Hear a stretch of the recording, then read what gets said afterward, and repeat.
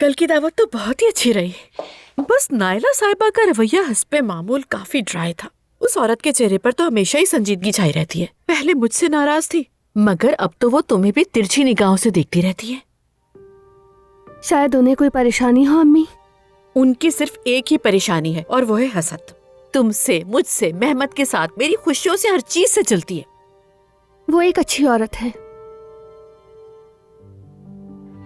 खैर, मैं कमरे में जा रही हूँ। अरे एक मिनट रुक तो जाओ ना बेटा, मुझे शादी के मामले पर तुमसे बात करनी है। मेरी जान, तुम्हें और मेहमत को एक साथ बैठकर अब फैसला करना होगा। हमीद साहब भी चाहते हैं कि मंगनी तवील ना हो, मैं भी उनसे इत्तेफाक करती हूँ।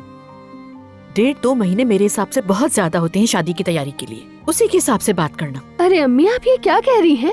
इतनी भी क्या जल्दी है? आज मैं कुछ शॉप्स पे जाके कपड़े देखूंगी, क्योंकि तैयारी जल्दी करनी है, वरना शादी के ऐन वक्त में मुश्किल हो सकती है।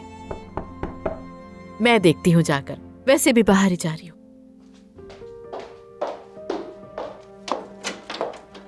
सुबह बखैर गुलशन आंटी। सुबह बखैर बेटा। मैं तो काम से बाहर जा रही हूँ और अपनी दोस्त के साथ नाश्ता करूंगी।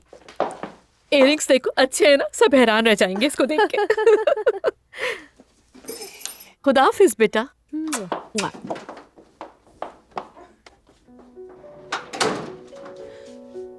आयजा, तुम ठीक हो? यास्मीन, मैं ठीक नहीं हूँ। मेरी मदद करो यार।